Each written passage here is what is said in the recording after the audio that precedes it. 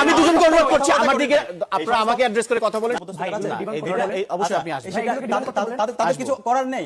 এরপরে এগুলোর কারণে তো আজকের এই উৎপত্তি। আচ্ছা এরপরে যে উনি বলতেছেন না আমাকে বলতে দিতে হবে, ওয়ান বাই ওয়ান বলতেছেন গতানুগতিক না কোনো গতানুগতিক না, সব এভিডেন্স দিয়ে।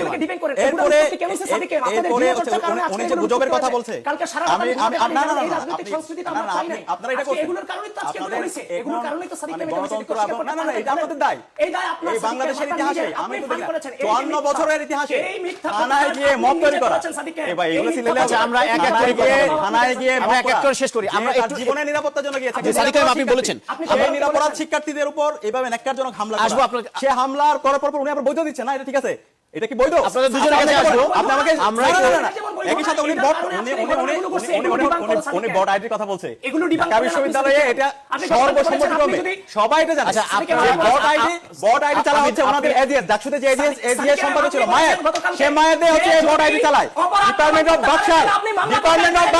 আচ্ছা এই বাকশাল আমরা আমাদের সময় আবিদুল ইসলাম এই ডিপার্টমেন্ট অফ বাকশাল নামে আমি দুজনকে অনুরোধ করব আমরা একটা শো চালাই। নিজে একটা উনি একটা আমাকে বলতে দিতে হবে, আমাকে বলতে দিতে হবে উনি কি করছেন গতকালকে ভাই এই যে কথাই বলতে দিচ্ছেন না। গতকালকে উনি কিভাবে গুজব ছড়াচ্ছে দেখেন। ওই থানায় গিয়ে একজন মোবাইল এলো, একজন সাংবাদিককে ওনাকে ধরছে। আচ্ছা ধরক সমস্যা নেই, যদি এটা ওনাদের অধিকার নাই, তারপর তার ডিভাইস চেক করা সেটা হচ্ছে আইন শৃঙ্খলা বাহিনীর। কিন্তু ওখানে আবিদ ভাইরা সেই ডিভাইস চেক করলো, ছবি তুললো, একজনের দিল মোকাররম বিল্লাহ নামে একজন সাংবাদিক। আচ্ছা আপনি মোকাররম বিল্লাহ হলে সেই মোকাররম বিল্লাহ কিশোরগঞ্জের ভাই, কিশোরগঞ্জের আমরা এখন দুজনকে থামাতে চাই, দুজনকে থামাতে চাই।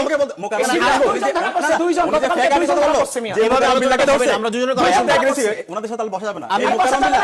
এই মোকাররম বিল্লাহ কিশোরগঞ্জ যে এমপি প্রার্থী ছিল তার পক্ষে সেই ক্যাম্পেইনের পেজ সে চালায়। তাকে ধরে উনি বলতে বট ফোর্স ধরছে, তার দলের বট ফোর্স থেকে ধরে তারপরে সে বলতে চাচ্ছে আমরা একটু সেনাকে ভয় চালি না, সকল বট ফোর্স আমরা একটু আকবরের কাছে যেতে চাই। আবিদ ভাই হচ্ছে সাদিক কায়েম আবিদ ইসলাম সকল বট ফোর্সের অ্যাডমিন।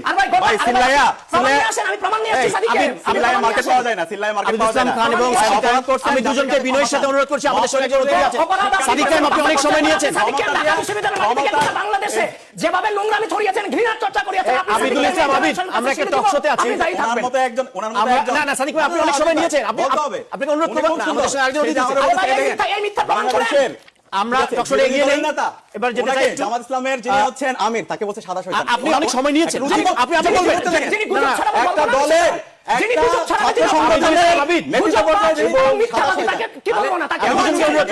আমি দুজনকে অনুরোধ করছি আমার দিকে আপনারা আমাকে অ্যাড্রেস করে কথা বলেন। আমরা আকবর ভাইয়ের কাছে যেতে চাই।